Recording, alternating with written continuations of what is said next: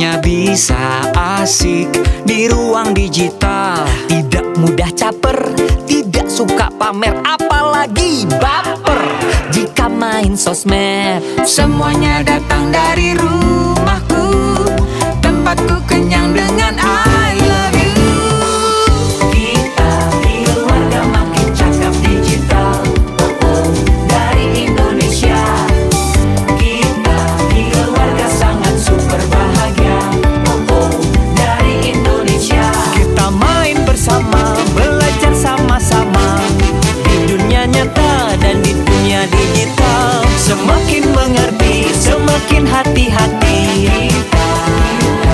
Keluarga makin cakap digital.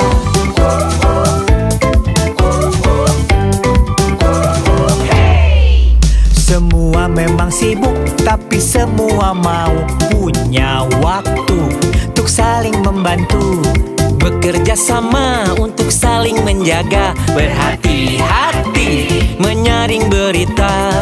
Semuanya datang dari rumahku, tempatku kenyang dengan I love you. I love you. Kita keluarga makin cakap digital, dari Indonesia. Kita keluarga sangat super bahagia, dari Indonesia. We are very super happy family, dari Indonesia. Kita keluarga sangat super bahagia, dari Indonesia. Kita main bersama, belajar sama-sama, di dunia nyata dan di dunia digital. Semakin mengerti, semakin hati-hati. Kita keluarga makin cakap digital. Kita keluarga makin cakap digital.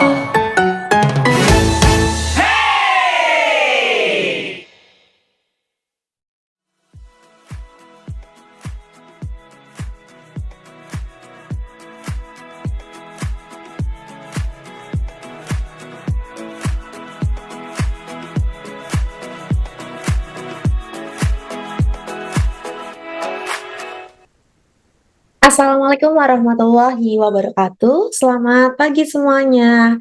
Salam sejahtera bagi kita semua. Om Swastiastu, Namo Buddhaya, salam kebajikan. Selamat datang di acara Makin Cakap Digital 2023 di segmen pendidikan wilayah DKI Jakarta, Banten, dan sekitarnya dengan tema cyberbullying. Apa itu dan bagaimana cara menghentikannya? Pada hari ini, hari Senin 29 Mei 2023. Sebelumnya perkenalkan saya Hirza Zanuba yang akan memandu acara kita pada pagi hari ini. Acara Makin Cakap Digital 2023 diselenggarakan oleh Kementerian Komunikasi dan Informatika Republik Indonesia dan Siberkreasi. Sebelum acara dimulai, mohon dapat memperhatikan hal-hal berikut.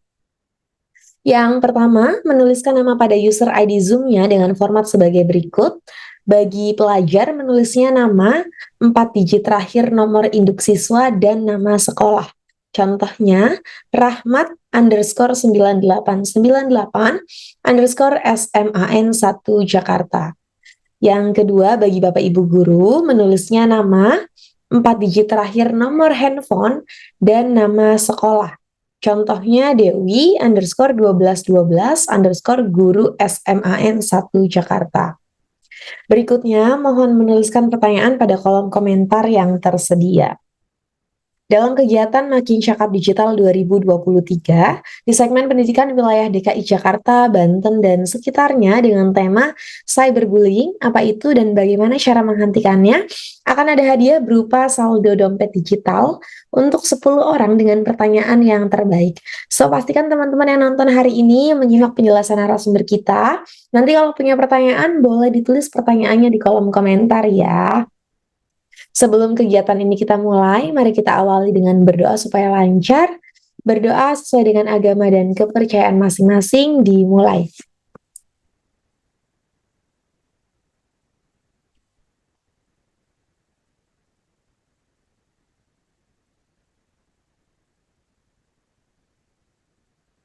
Berdoa selesai, Mari bersama-sama kita menyanyikan lagu kebangsaan Indonesia, Indonesia Raya. Hadirin dipersilakan dalam posisi sempurna.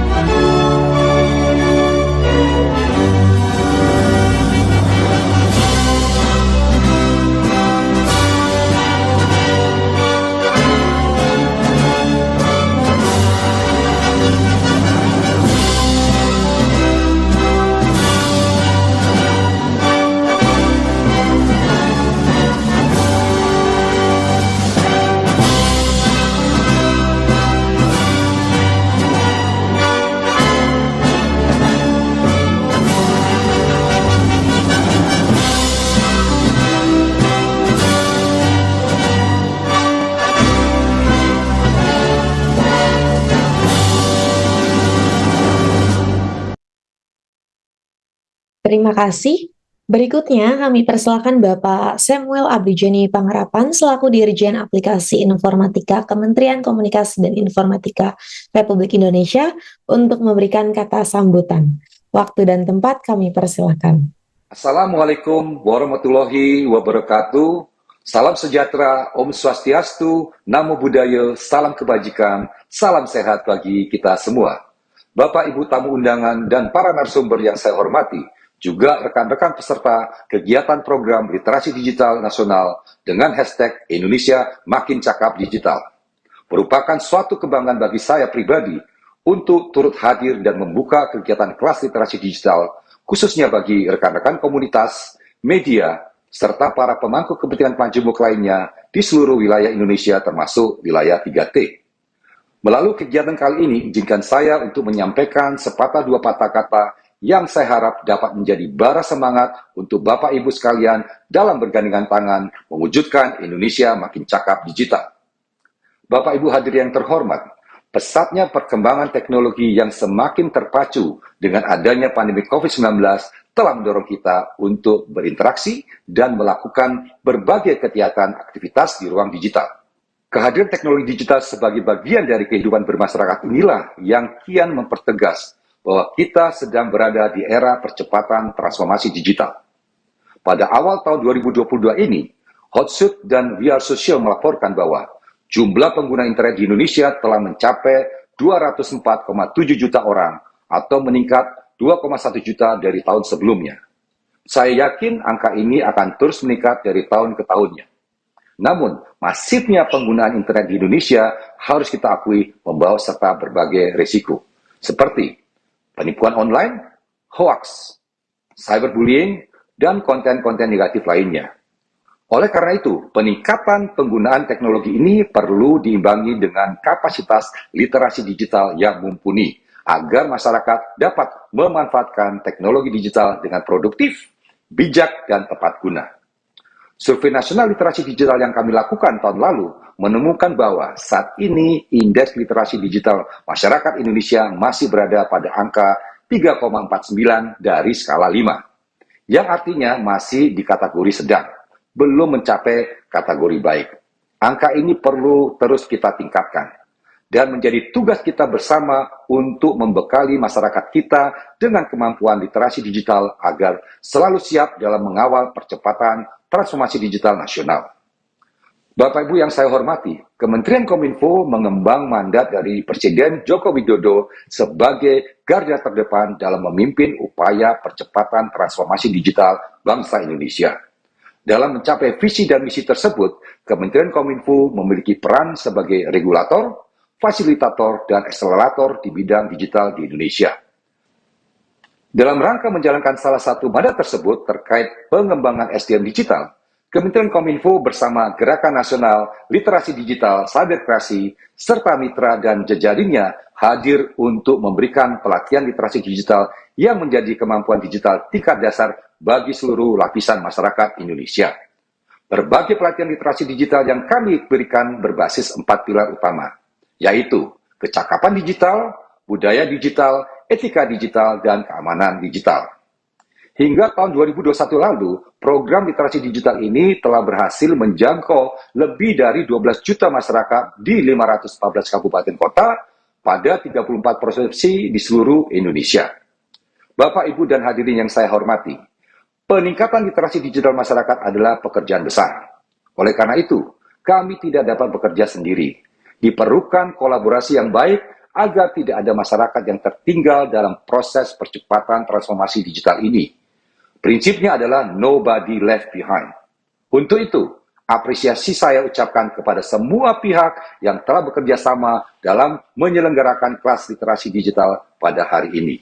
Saya berharap kegiatan ini dapat mendorong terciptanya talenta-talenta digital baru di Indonesia yang lebih berkualitas dan siap dalam membantu mewujudkan Indonesia Digital Nation. Demikian sambutan yang dapat saya sampaikan. Selamat mengikuti kegiatan, tetap semangat, dan semoga Tuhan Yang Maha Esa menyertai langkah kita bersama dalam memajukan Indonesia. Indonesia terkoneksi, semakin digital, semakin maju. Salam literasi digital. Wassalamualaikum warahmatullahi wabarakatuh. Om Santi Santi Santi Om. Terima kasih Bapak Samuel Abrijani Pangharapan yang telah memberikan kata sambutannya. Selanjutnya kami persilakan Ibu Tiffany Intan Solihati Eskom MTI selaku staf pengajar SMA Negeri 4 Serang untuk memaparkan materinya. Kepada Ibu Tiffany Intan Solihati, waktu dan tempat kami persilakan. Baik, terima kasih kepada Mbak Hirza. Jumpa kembali ya Mbak, di tahun lalu kita sempat jumpa kembali di event yang sama. Baik, Alhamdulillah hari ini diberikan kesempatan kembali kepada saya.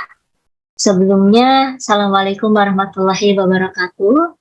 Saya ucapkan selamat datang kepada Bapak Arianto, Bapak Muhammad Arifin, Ibu Vera, di keluarga besar SMA 4 Kota Serang dalam acara itu bagiannya oleh Kominfo Makin Cepat Digital dan juga Cyberkreasi. Tak lupa juga saya ucapkan terima kasih kepada Bapak Kepala Sekolah dan seluruh staf Bapak Ibu Wakat dan serta teman-teman rekan guru yang saya cintai dan anak-anak yang saya banggakan khususnya di keluarga besar SMA 4 Kota Serang. Baik, Bapak Ibu, saya mohon izin share screen untuk anak-anak Ibu.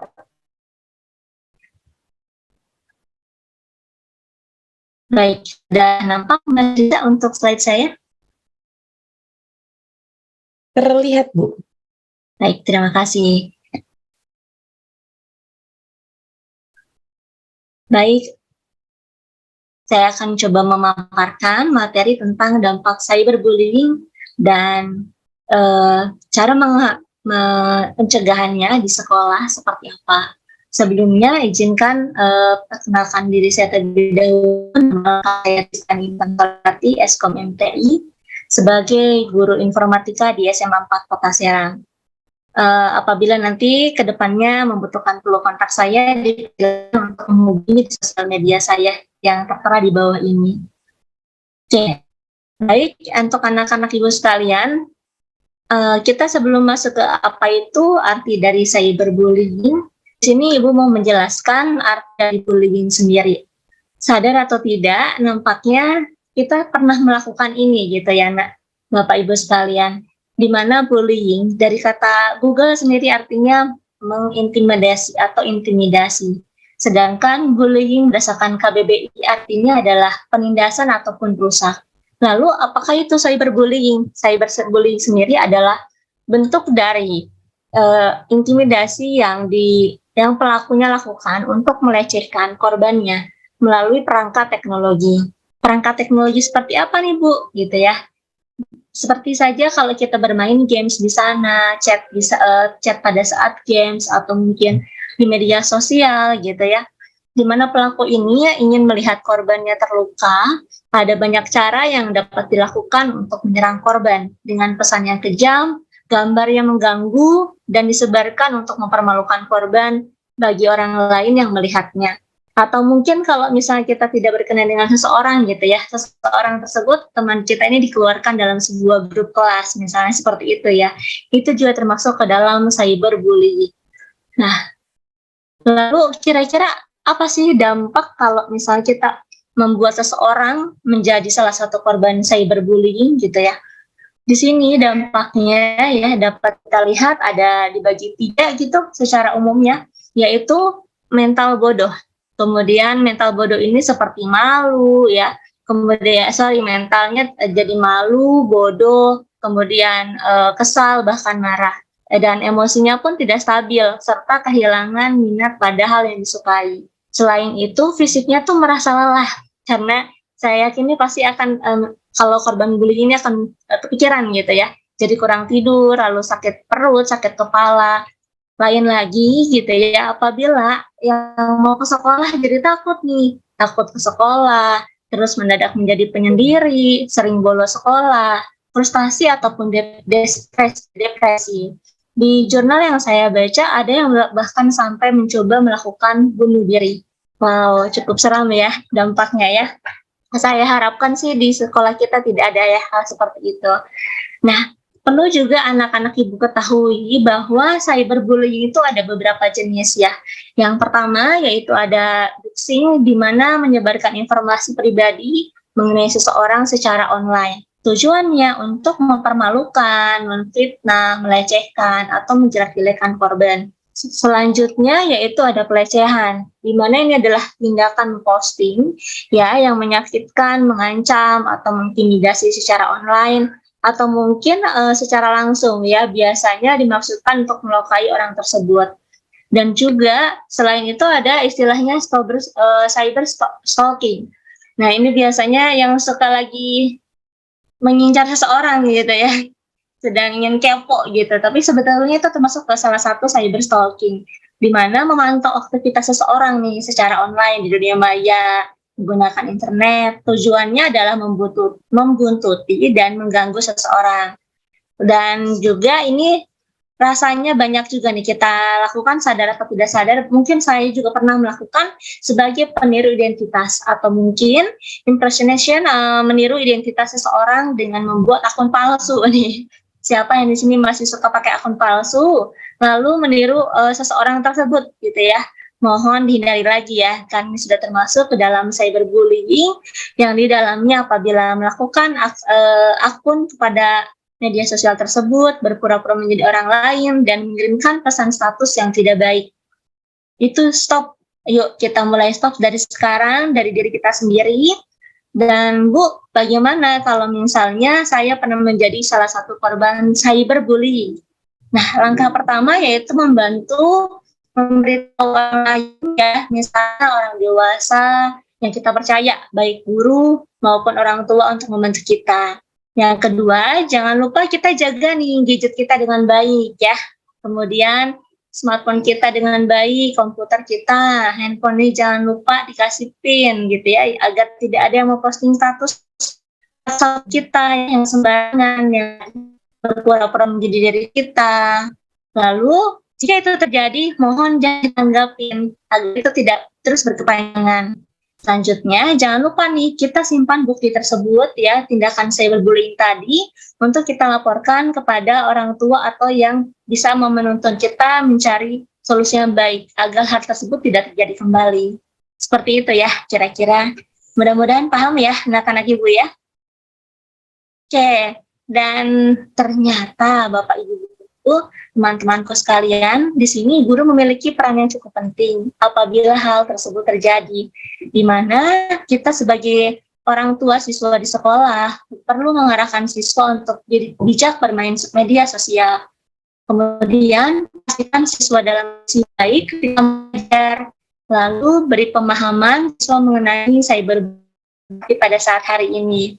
Dan selain itu, tentunya kita wajib menciptakan lingkungan belajar yang positif serta menyenangkan. Dan terakhir, ini nampaknya peran guru BK dan wali kelas nih ya, libatkan orang tua siswa, serta beritahu dengan cara bijak untuk memanfaatkan media sosial terhadap orang tua tersebut, seperti itu. Saya rasa ini sudah kita semua lakukan ya, dan mudah-mudahan kita semua terhindar dari cyberbullying, khususnya anak-anak ibu di SMA 4 Kota Serang dan seluruh keluarga di SMA 4 Kota Serang. Oke, adapun materi yang saya dapatkan dari jurnal ini dan juga buku digital modul etis bermedia digital, modul bermedia digital yang dapat diakses pada link yang tercantum. Oke, mungkin ini saja pemaparan dari saya. Satu kata terakhir, stop cyberbullying, think before you type.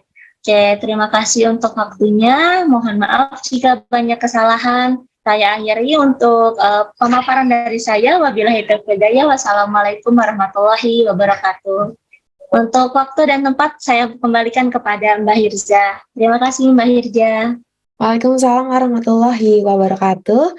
Terima kasih Ibu Tiffany Intan Solihati yang telah memberikan paparannya tadi.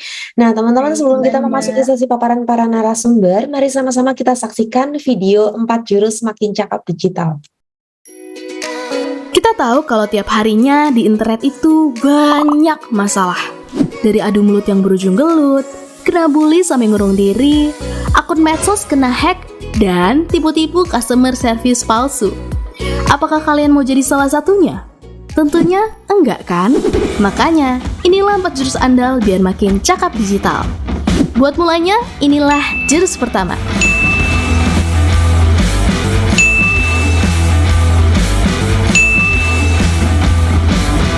Kita mesti jaga etika biar netizen Indonesia nggak lagi dikenal paling nggak sopan se-Asia Tenggara.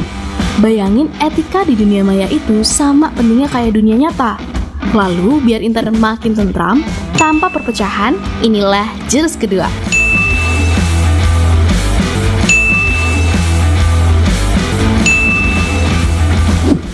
Terapin nilai-nilai Pancasila biar dunia maya nggak jadi medan perang. Saat dasar budaya kuat, kita jadi bisa menempatin dunia digital sampai maksimal.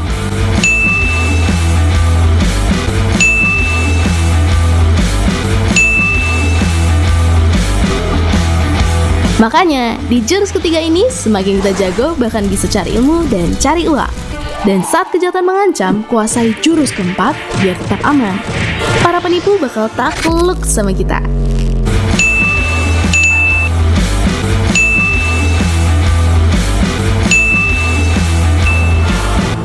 Jadi, siap untuk menguasai jurus-jurus biar cakap digital?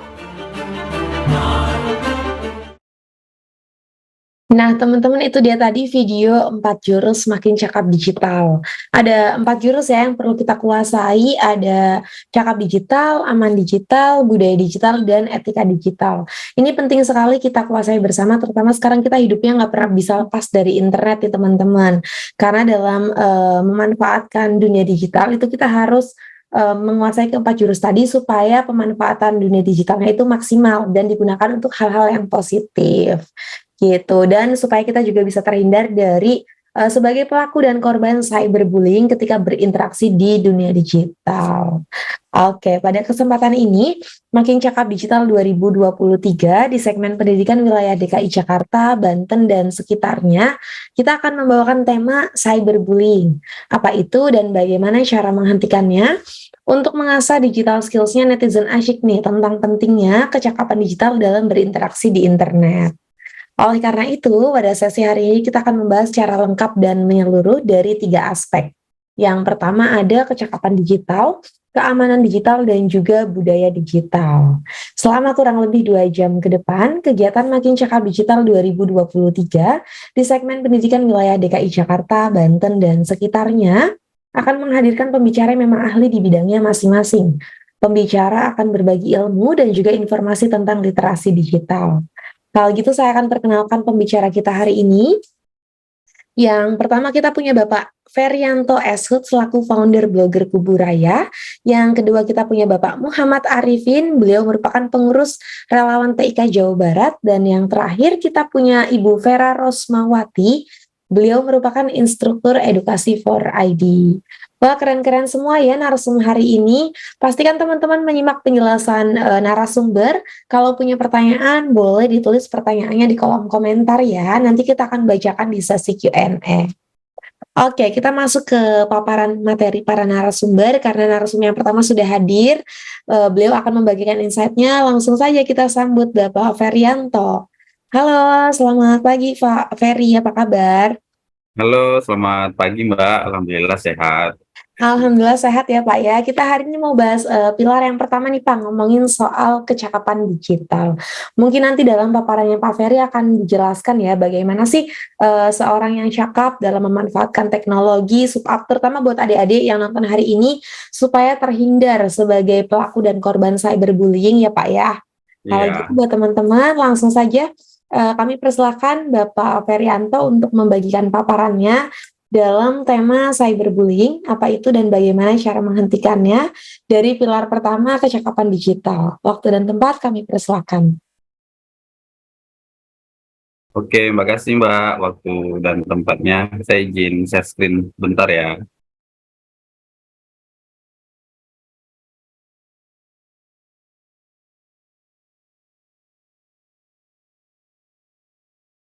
Oke, Assalamualaikum warahmatullahi wabarakatuh. Selamat pagi menjelang siang. Mudah-mudahan kita yang berada di aplikasi Zoom ini dalam keadaan sehat walafiat, dan teman-teman yang sedang menyaksikan bisa mengambil ilmu yang bermanfaat dari kegiatan ini. Hari ini saya akan sharing terkait cakap bermedia digital, atau kalau teman-teman yang di luar sana bilangnya digital skill gitu. Lalu bagaimana sih cara memanfaatkan teknologi, lalu terkait cyberbullying ini nanti seperti apa gitu. Oke, sebelumnya mungkin saya perkenalan diri dulu. Ada pepatah mengatakan kalau nggak kenal kalau nggak kenal tuh nanti nggak bisa sayang ya, tapi kalau udah sayang nggak boleh dibuang, kurang lebih seperti itu katanya. Perkenalkan, nama saya Ferianto, saya asal dari Pontianak, Kalimantan Barat. Nah, aktivitas saya sehari-hari saya sebagai Direktur Yali Communication. Yali Communication ini lembaga kursus dan pelatihan bidang IT ya. Semua kejuruan ada di sini.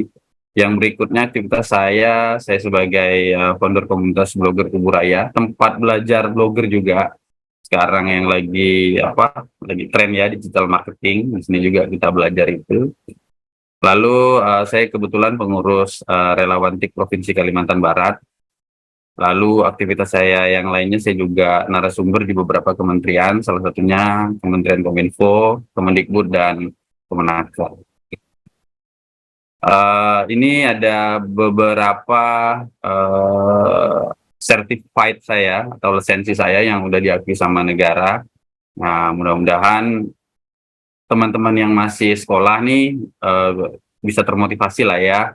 Jadi nanti kalau misalnya memang benar-benar ingin mendalami IT, ya bisa cari certified atau sertifikat untuk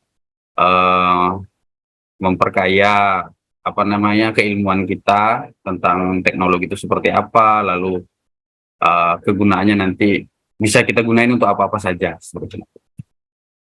Nah, ini menurut Hotsuite pada tahun 2022 per Februari di Indonesia terdapat 204,7 pengguna internet yang setara dengan 73,7% populasi Indonesia. Ini terus naik ya. Jumlahnya 2,1 juta, naiknya 1%. Nah, ini ada kabar baik sebenarnya, karena pengguna internet kita banyak, 73,7. Itu udah Kalau pemilu mungkin udah menang ya, udah 73%. Namun ada berita yang sebenarnya kurang enak. Nah, berdasarkan data dari BPS tahun 2018 mengungkap bahwa dari 3 subindeks pembangunan teknologi informasi, itu subindeks kecakapan atau keahlian ini yang paling rendah. Nah, jadi ya bisa dikatakan 73% itu hanya ya pengguna gitu, tapi untuk skillnya kurang gitu. Nah, itulah sebenarnya dasar kenapa kegiatan literasi digital ini dilaksanakan atau dibuat ya, agar teman-teman semua memahami apa itu literasi digital. Ada 4 pilar tadi yang sudah disampaikan sama Mbak moderator ya. Nanti akan dibawakan oleh masing-masing kami narasumber yang kalau saya mungkin lebih spesifikasinya di digital skill, nanti ada Kang Ipin dan Ibu Vera. Lalu ngobrolin tentang dunia digital tuh seperti 12 mata pisau ya teman-teman. Jadi ada hal positif, ada hal negatif. Nah, itu sebenarnya balik lagi ke kita sih, bagaimana mengimplementasikan teknologi itu sendiri. Nah, ini kita bahas hal positif dulu. Yang pertama ada untuk pendidikan dan pembelajaran. Kalau angkatan saya ya, mungkin zaman dulu belajarnya itu kita harus ke perpustakaan. Jadi ya ribet lah, kita ngabisin waktu, ngabisin tenaga. Tapi sekarang semuanya udah mudah, udah ada udah ada internet, udah ada teknologi AI. Jadi ya semuanya udah ya tergantung niat teman-teman aja lah, ingin belajar atau tidak. Itu sebenarnya. Jadi itu salah satu hal positif dari teknologi. Yang kedua, komunikasi. Kalau misalnya dulu kita masih menggunakan kabel tembaga yang menggunakan ground cable dan lain-lain, ya sekarang kita semuanya udah berbasis internet ya. Masuk aplikasi yang kita gunain tuh WhatsApp itu udah menggunakan teknologi VoIP atau Voice of Internet Protocol. Jadi ya udah sangat canggih lah, bisa melakukan panggilan suara, bisa melakukan panggilan video dan lain-lain, grup termasuk. Kalau zaman dulu kan mungkin nggak ada zaman tembaga ya. Lalu yang berikutnya akses informasi. Nah, akses informasi ini contohnya kalau misalnya saya di Pontianak, saya juga udah bisa tahu nih apa yang sekarang lagi hits di Cirebon atau misalnya di Jakarta. Jadi ya kita bisa udah sangat mudah lah gitu. Lalu yang berikutnya hiburan. Nah, mungkin kalau zaman dulu ya hiburan TV itu sesuatu yang mahal, tapi sekarang semuanya udah ada dalam genggaman kita, udah dalam handphone. Kita mau cari hiburan apapun udah ada di handphone kita. Jadi sangat ya mempermudah lah kalau kita ingin merefresh otak kita kalau misalnya kita udah keletihan bekerja. Lalu pekerjaan. Nah, ini yang mungkin banyak orang yang masih agak sedikit shock ya di awal-awal COVID. Ada yang namanya WFA atau work from home, kerja di rumah. Tidak ada orang yang membayangkan sebelumnya ternyata kerja itu bisa di rumah, dan ternyata sama dengan seperti pekerjaan biasa. Ya kerja di rumah itu juga bisa mendapatkan penghasilan. Nah, itulah salah satu hal-hal positif. Lalu mungkin kita juga harus bahas ya hal-hal negatif dari teknologi ini. Nah, ini juga yang saya tekankan harus kita hindari. Yang pertama kecanduan, contohnya main game. Sebenarnya main game kalau kita hanya untuk hiburan nggak ada masalah ya. Itu juga bisa merefresh otak kita. Tapi yang ditakutkan atau yang dibahayakan sebenarnya lebih ke kecanduan, karena kadang-kadang kita bermain game lebih dari 6 jam, 7 jam sampai 1 harian. Itu yang sangat berbahaya. Lalu yang berikutnya saya berguling sesuai dengan tema kita hari ini ya. Nah, itu tadi udah dijelasin sama Ibu narasumber pertama bagaimana dampaknya lah gitu. Jadi ya teman-teman janganlah sekali-sekali lakukan yang namanya saya berguling. Keamanan data, nah ini juga ya karena kita udah terbiasa dengan transaksi elektronik. Nah, ini kadang-kadang juga data pribadi kita juga rentan ya. Nah, ini mungkin nanti akan dijelasin sama Kang Ipin terkait masalah keamanan data. Diajarin lah nanti gimana caranya memproteksi akun kita, membuat password yang baik dan benar. Lalu pengaruh negatif di kehidupan nyata. Nah, ini kadang-kadang karena kurangnya sosial lah gitu, bergaul karena kita seringnya di depan laptop atau handphone, jadi kadang-kadang ya ada pengaruh negatif lah gitu. Jadi kadang kita kurang bisa bersosialisasi dan lain-lain. Lalu yang terakhir nih kurangnya interaksi sosial. Ini kadang kita juga sering temui ya, kalau misalnya kita ngajak ketemuan teman atau reuni atau apa sih buka bersama lah misalnya contohnya. Itu kadang-kadang kita malah fokusnya ke handphone masing-masing bukan ngobrol ke teman. Itu hal-hal yang negatif dari teknologi. Nah, ini sebenarnya yang harus kita antisipasi dan kita hindari. Lalu yang berikutnya adalah landscape bermedia digital itu ada 3. Pertama mesin pencari, lalu aplikasi, yang terakhir adalah dompet digital, loka pasar, dan transaksi. Saya yakin teman-teman di sini udah pada paham lah, saya pikir udah jago. Jadi bagaimana cara menggunakan search engine atau Google, itu udah biasa lah gitu. Nah ini macam-macam mesin pencari ya. Jadi teman-teman itu sebenarnya ada beberapa ya, banyak lah gitu. Ada selain Google tuh ada Yahoo. Nah, sekarang juga ada teknologi terbaru dan lagi viral ya, itu namanya ChatGPT. Nah itu juga bisa dikatakan bukan mesin pencari sih sebenarnya, malah chat robot gitu. Jadi bisa kita tanya langsung dijawab.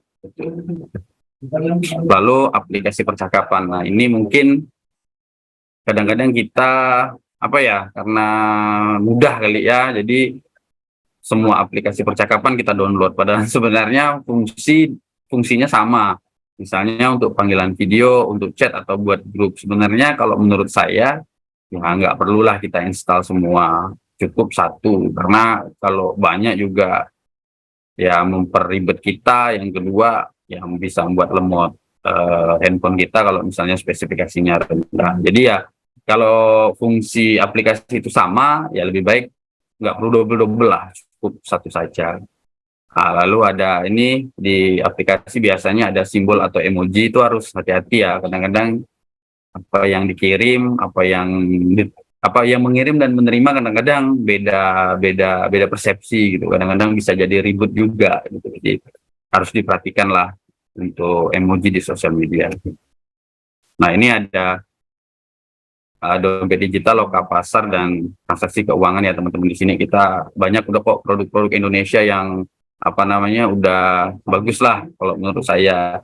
Ada dompet digitalnya, ada marketplace atau loka pasar, langsung ada transaksinya menggunakan transaksi elektronik. Jadi di sini kita di Indonesia ya menurut saya udah cukup lah, mungkin harus terus dikembangkan saja seperti ini. Lalu yang berikutnya nih rekomendasi aplikasi untuk belajar dan mengajar. Jadi ini untuk teman-teman ya, rekomendasi untuk teman-teman pengajar dan mungkin teman-teman peserta yang udah baru memulai mau belajar gitu. Terus ingin nih aku kedepannya ingin jadi orang yang ahli IT gitu. Nah inilah rekomendasi beberapa aplikasi. Yang pertama ini Canva. Kalau misalnya dulu sebelum Canva ini viral, mungkin ya kami orang-orang lama tuh biasa desain menggunakan Corel dan Photoshop gitu. Tapi ya sekarang nih udah memang udah zamannya lah. Saya pun di awal-awal agak sedikit egois ya. Jadi pikir ya udahlah, ngapain gunain teknologi ini, kan saya juga udah khatam yang aplikasi sebelumnya gitu. Tapi saya pikir-pikir lagi nggak bisa. Memang kita dengan teknologi ini kadang-kadang harus mengalah ya. Dalam artian ya kita harus terus belajar dan terus berinovasi gitu. Tidak boleh berhenti dan stagnan gitu. Jadi Canva ini udah teknologi AI. Jadi kita mau cari desain apapun tuh udah bagus gitu. Udah sesuai lah. Komposisi warna gradasinya udah cakep gitu. Jadi teman-teman ya tinggal edit dikit. Lalu di sini ada Google Form. Nah, Google Form ini teman-teman guru-guru atau peserta didik ya bisa gunain untuk absen, ujian, tugas, dan lain-lain. Real time juga menurut saya. Jadi Bapak Ibu guru malah lebih mudah kalau misalnya untuk membuat soal-soal ujian gitu. Jadi langsung keluarlah nilainya gitu.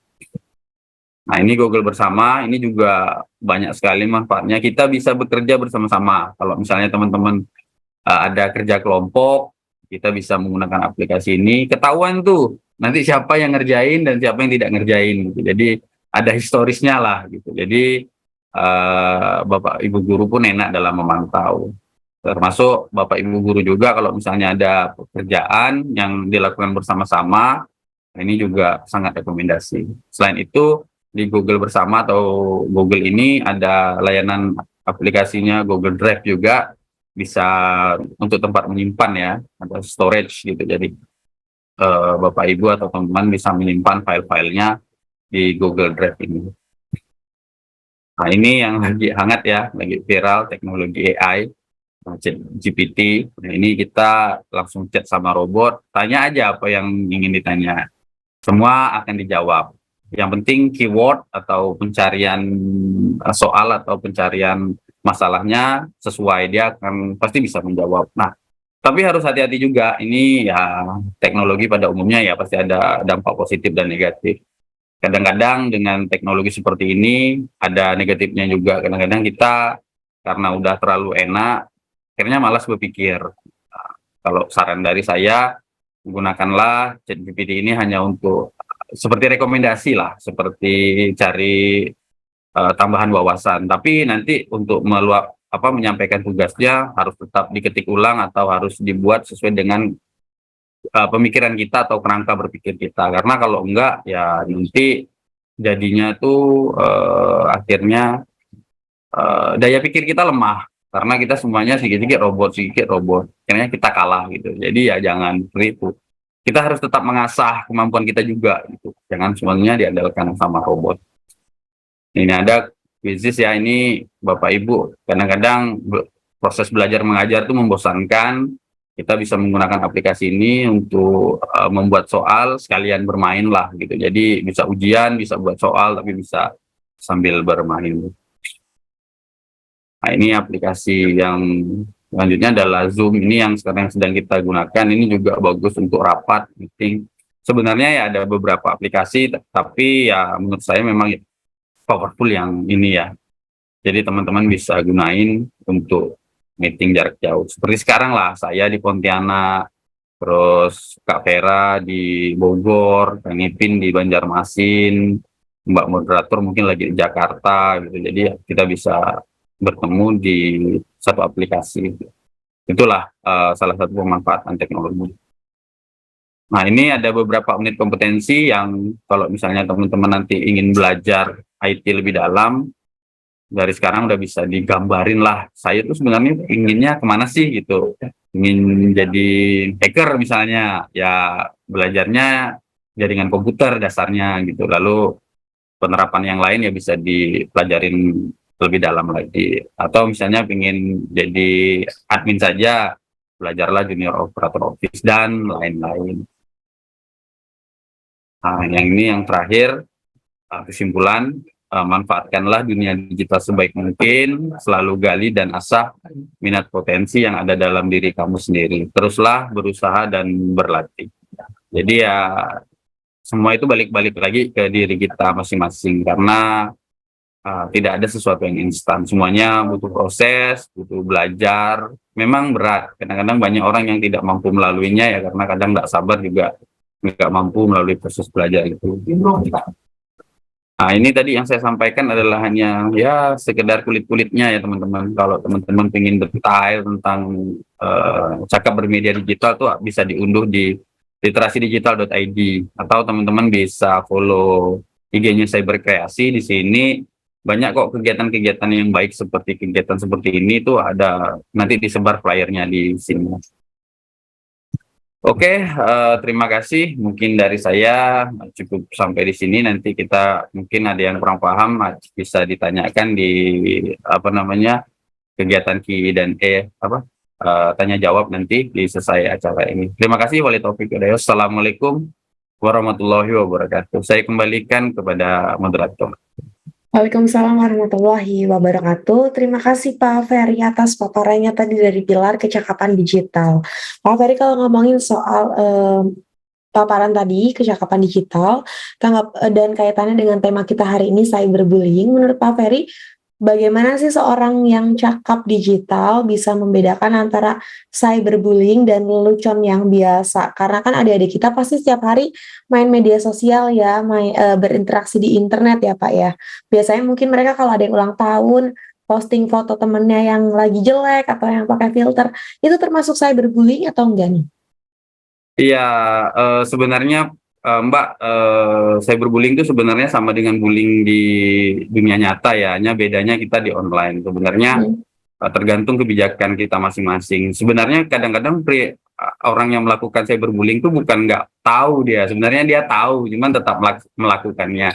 Nah itulah balik lagi, ini sebenarnya lebih ke kesadaran masing-masing. Yang kedua, ingat semua sekarang udah ada undang-undangnya, undang-undang ITE, jadi jangan sembarangan kalau ada orang yang nggak terima, itu bisa dilaporkan.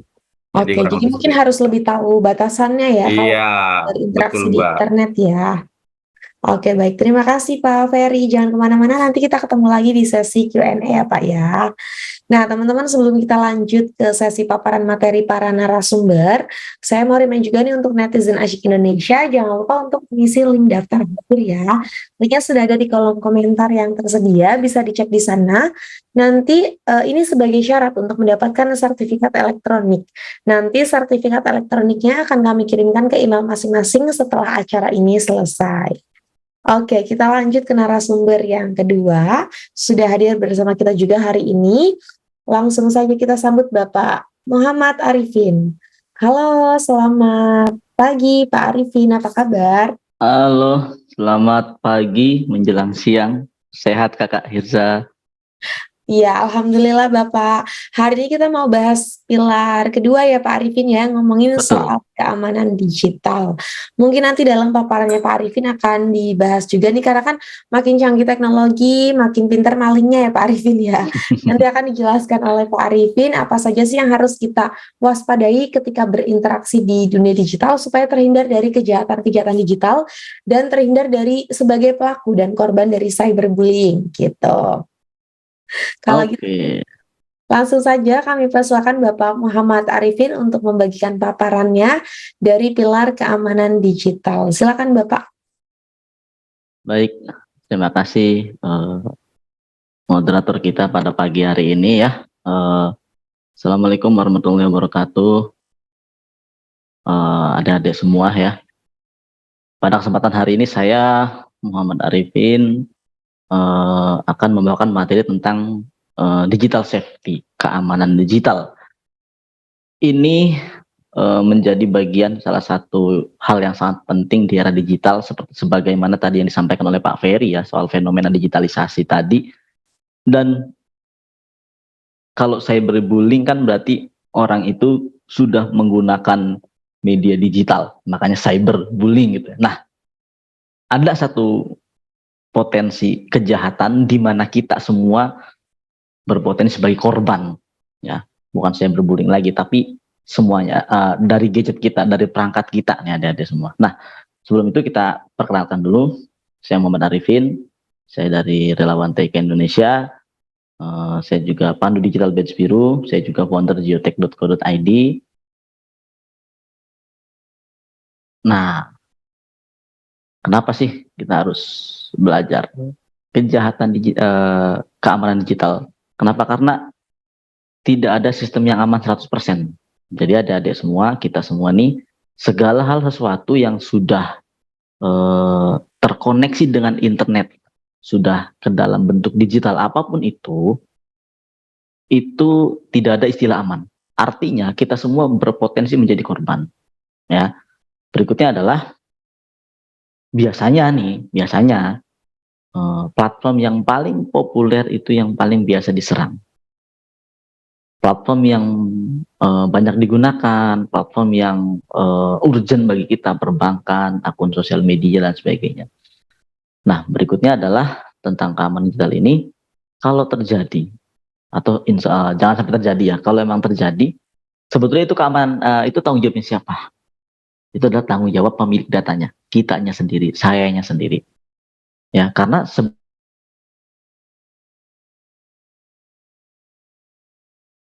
abai satu itu. Kemudian setiap lembaga pemerintah atau kepolisian itu sudah melakukan banyak himbauan terhadap standar keamanan platform yang kita gunakan, tapi lagi-lagi kita abai. Makanya banyak kejadian uangnya di rekening habis gitu kan, tiba-tiba hilang, lalu diadukan ke pihak perbankan, ternyata kesalahan ada di kita. ya kita ngasih data OTP dan sebagainya. Jadi fundamental kesalahan ada di kita, pemilik data. Nah, berikutnya keamanan butuh biaya, tapi jangan biaya ini melebihi aset yang kita punya ya, aset yang kita lindungi ini. Jadi terukur kalau memang data itu yang data masih umum, masih sifatnya general, ya tidak perlu. Tapi kalau dalam skala besar, misalnya kita punya perusahaan, kita punya lembaga, kita punya institusi, kita punya karyawan banyak, datanya banyak, nah itu perlu ya. Berikutnya adalah keamanan berbalik dengan kenyamanan. Kalau mau aman, itu biasanya nggak nyaman, ribet.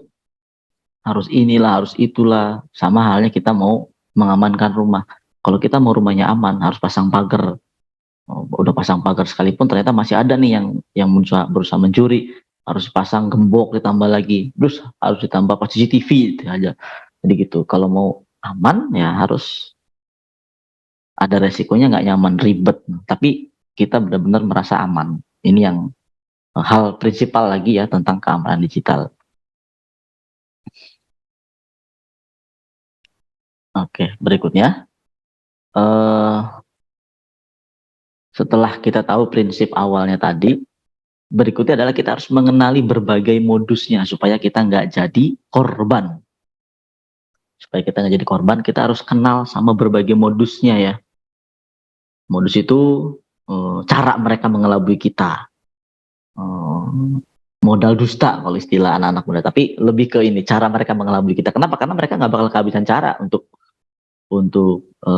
mengakali kita, karena mereka cari uangnya di situ, mereka cari makannya di situ. Jadi kita ini adalah calon korbannya. Oke, misalnya nih ya, misal ini yang belum lama viral beredar tentang pesan ya yang memaksa kita untuk mengklik. Nah, intinya adalah mereka ingin memasukkan aplikasi itu ke handphone kita. Ya, intinya itu. Nah, gimana caranya? Mereka bikin satu cerita-cerita lucu, cerita-cerita aneh. Modusnya tadi ada yang bilangnya paket kamu mau datang nih, silakan cek. Lain sebagainya. Ada undangan pernikahan. Ada undangan nih buat kamu, silakan datang ya. Gitu. Nah, undangan siapa nih? Dari mana? Klik aja dulu. Nah, macam-macam.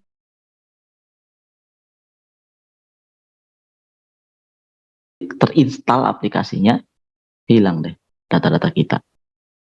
Nih contoh ya, ini aplikasi paket data paket.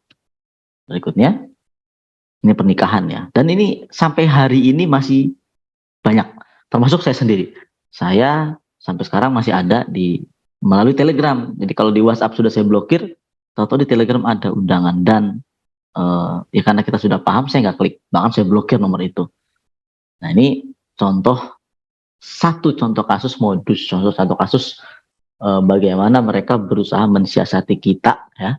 Bagaimana mereka berusaha mensiasati kita agar mengikuti kemauan mereka, yaitu mengklik aplikasi yang mereka buat. Nah, itu cara mereka bermodus-modusan. Contoh-contoh lagi yang lain ya. Nah, ini yang ada surat undangan pernikahan, cek tagihan PLN, ya, cek foto paket, ada asuransi, ada cek BPJS, banyak ini, ya. Ada juga yang misalnya modelnya link, nah, tapi linknya itu dari alamat yang nggak jelas. Ini ancaman nih. Ini modus baru lagi nih. Jadi seolah-olah kita itu upload produk tanpa izin mereka. Lalu pada postingan ini, kan kita penasaran nih. Kita penasaran, klik link ini, padahal ini linknya nggak jelas nih. Instagram.com/kriorium.id, ini nggak jelas. Jika dalam 24 jam Anda belum menghapus postingan yang memakai produk kami, maka akan laporan ke polisi.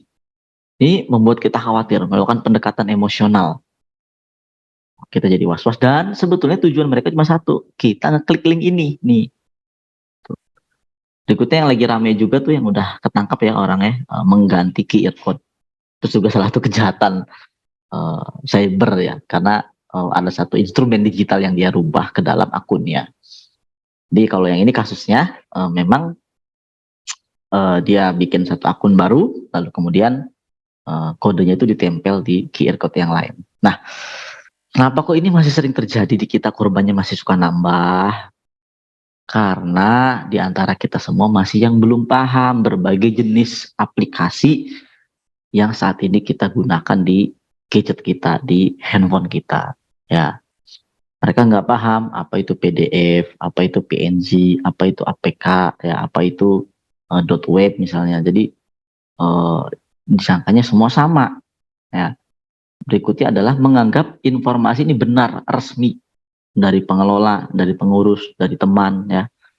Ini ada beberapa hal ya, kayak misalnya tadi seolah-olah dari toko ofisialnya, kemudian seolah-olah ada lagi dari bank, bahwa ini ada pengumuman dari bank tentang perubahan tarif transfer misalnya, dianggapnya benar. Nah, kemudian banyak di antara kita yang tidak memahami bahwa OTP itu sangat rahasia, one time password yang Bapak Ibu gunakan dalam menggunakan sosial medianya ini, aplikasi apapun, ada Facebook, TikTok, Dana, apapun itu, sekarang ini semua menggunakan one time password. Ya. Berikutnya yang banyak yang nggak pahami adalah tentang website palsu.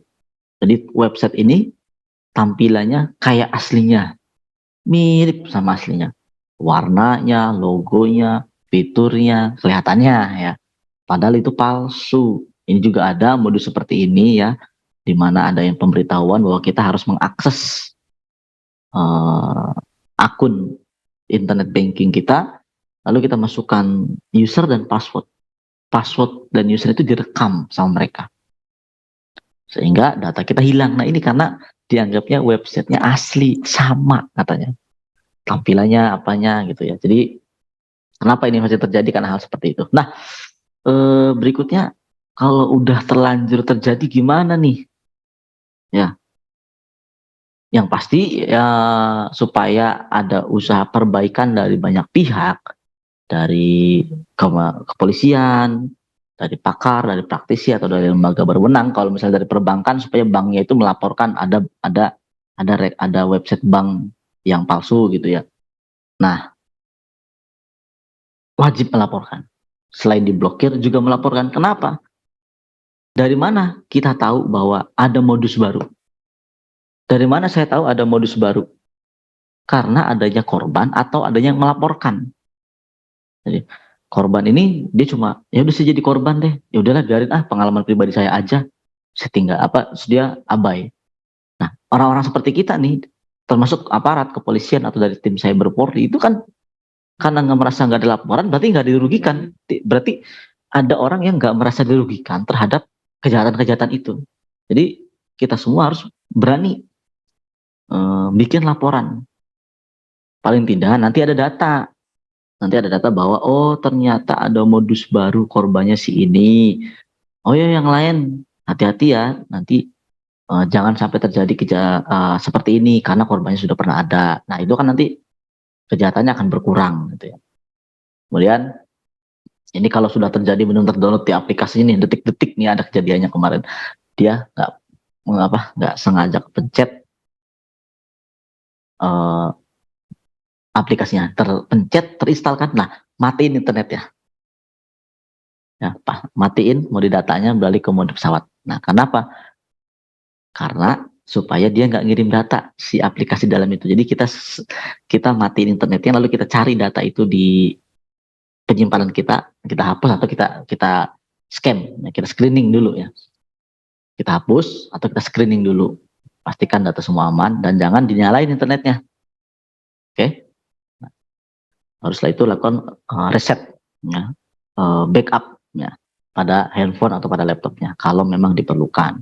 Kalau ngerasa wah ini datanya hilang, di reset ulang ya. Dan yang paling penting setelah kejadian itu, kalau teman-teman sudah nggak sengaja install, langsung semua ganti passwordnya.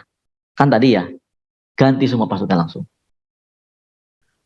Nah, berikutnya, mau tidak mau, supaya di screening harus install antivirus dari akun yang resmi. Install antivirus, lalu di screening hari itu juga. Ya, semoga aja dengan cara-cara ini kita terhindar dari potensi kejahatan yang lain. Ya, semoga aja datanya aman gitu ya. Itu contoh-contohnya. Nah, berikutnya adalah kita harus paham.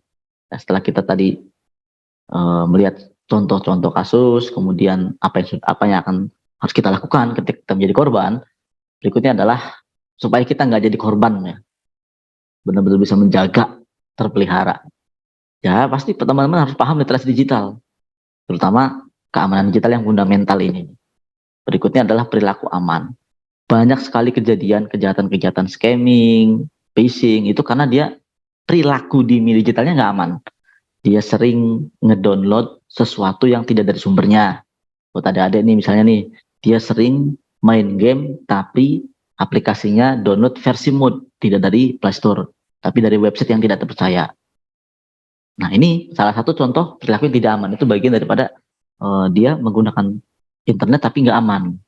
Ya, berikutnya adalah perangkat digitalnya harus aman nih. Jadi adik-adik semua, apapun perangkat digital kita, handphone, laptop, komputer, itu ada rutinitas bagaimana kita membersihkannya. Kita cek antivirusnya, kita scan. Jadi kalau kitanya juga nggak menjaga perangkat digital kita, ya itu sudah menjadi salah satu potensi celah keamanan dalam diri kita ya. Jadi kalau punya handphone lebih dari 1, 2 misalnya, ya sudah berarti teman-teman harus rajin-rajin ngecek, ngebersihin riwayatnya, ngebersihin scan antivirusnya ya. Kalau punya laptop juga sama, komputer di rumah juga sama, harus rajin, jangan bisa cuma makainya aja. Ya, jangan sampai tahu-tahu udah jadi korban baru deh. Loh kok komputer saya tiba-tiba error, ngehang, datanya hilang. Nah, itu karena tadi harus diamankan. Jadi bukan hanya memahami literasi digital aja, tapi kita juga harus mengamankan device-nya, perangkatnya, hardware-nya. Bisa jadi kalian misalnya masih pakai flash disk nih. Flash disk-nya habis dipinjam ke teman. Temannya pakai laptop temennya lagi. Nah, itu juga salah satu celah. Jadi hardware-nya ya, software-nya ya, jangan diabaikan. Oke, ini contoh berperilaku aman nih. Dan jangan oversharing, dikit-dikit share, dikit-dikit kasih info, dikit-dikit upload status, ya lokasi, alamat rumah, nama ibu, KTP, kakak, nomor siswa, tabungan, itu jangan ya. Jadikan medsos ini hanya sebagai etalase ya. Etalase itu kan berarti orang nggak perlu tahu dalamnya gitu kan. Share aja kegiatan kita, prestasi kita gitu ya. Kemudian kalau mau jual beli online, kalau kita mau beli sesuatu di toko online ya, kita harus mau rajin dan kritis ya. Jadi profiling tokonya, kok ini murah ya? Setelah kita lihat, oh nggak pernah ada yang beli di sini, nggak ada ulasan. Kok ini murah ya? Oh tokonya baru 1 minggu. Kok ini murah banget, diskon sampai 50%. Oh ternyata bintangnya nggak ada. Nah itu patut dicurigai teman-teman, karena ini terjadi juga di beberapa marketplace yang sudah besar ya. Berikutnya adalah jejak digital kita juga bisa menjadi salah satu potensi celah keamanan data kita diambil oleh orang lain. Ada banyak hal yang kita nggak tahu tanpa sengaja. Misalnya dulu kita nggak paham kalau KTP itu bisa jadi salah satu celah. Ya, sekarang udah paham. Dulu sudah pernah diupload.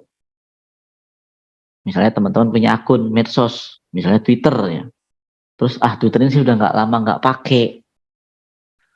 Nah karena sudah lama nggak pakai, lupa cara loginnya. Nah itu juga jadi salah satu data yang buruk ya di jejak digital kita. Atau teman-teman pernah install game, aplikasi, lalu nggak dipakai lagi.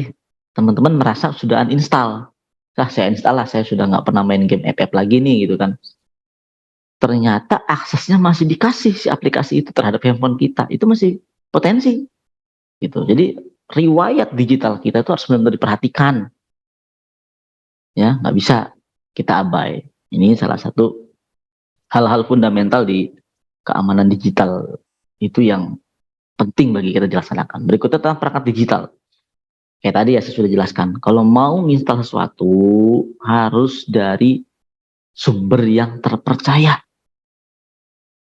Dari kalau di handphone yang pakai Android pakai Play Store. Kalau yang punya aplikasi desktop ya di laptop harus dari sumbernya. Misalnya Zoom nih, Zoom teman-teman tahu-tahu searching download Zoom premium tanpa batas. Gitu. Ternyata linknya tidak dari link resminya. Itu sudah banyak sekarang. Ternyata linknya dari link yang lain gitu. Kita download, asumsi kita akan wah enak dipakai Zoom ini nih karena kita bisa sampai ratusan orang gitu. Ternyata itu ada virusnya atau ada scamnya gitu ya. Jadi mau nggak mau harus download dari sumber yang terpercaya. Kalau Zoom, berarti dari Zoom-nya gitu ya. Berikutnya kalau ada permintaan update di gadgetnya diikutin. Misalnya kita punya Zoom di handphone, kita punya update game di handphone, terus dia minta update langsung. Kenapa? Karena itu bagian daripada upaya platformnya mengamankan penggunanya, mengamankan platformnya gitu ya. Karena ada hal-hal yang harus di-upgrade. Kalau kitanya nggak update, itu nanti ada celah, ada hal yang sudah tidak dianggap relevan lagi terhadap fenomena keamanan digital pada hari itu gitu ya. Makanya kalau ada permintaan update diikutin ya. Berikutnya kata sandi harus kuat. Nggak boleh kalimat yang gampang ditebak, nama bapak, nama ibu, nama adik. Nggak boleh, harus ada gabungan ya, harus ada gabungan. Angka, huruf besar, huruf kecil, simbol, tanda seru, tanda kutip, apapun itu teman-teman. Yang penting jangan kalimat-kalimat yang mudah ditebak. Berikutnya selain mengaktifkan password yang kuat, kita juga harus mengaktifkan fitur autentifikasi 2 faktor. Salah satu upaya dari masing-masing platform untuk mengamankan data penggunanya. Dari autentifikasi ini akan muncul misalnya one time password atau verifikasi melalui email ya. Mereka akan ngecek ini bener nggak nih, ini bener nggak nih yang upload ini, yang mengakses ini kamu pemiliknya gitu kan. Berikutnya usahakan hindari bertransaksi digital di wifi publik. Kita mau transfer, kita mau belanja online, hindari ya. Berikutnya jika perlu gunakan VPN ya, virtual ya. Kemudian antivirus itu pasti ya harus digunakan. Nah ini cara mengamankan perangkat-perangkat kita baik hardware-nya maupun software-nya karena saling berkaitan ya.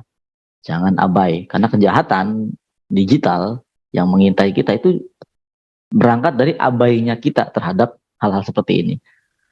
Masih banyak terjadi di kita misalnya gini. Saya punya akun TikTok. Terus saya waktu bikin akun TikTok itu lupa bikinnya gimana karena saya klik aja. Saya klik, tahu-tahu tanpa dia sadar dia mengintegrasikan TikToknya dengan emailnya. Lalu di situ dia merasa sudah bisa TikTokan loh.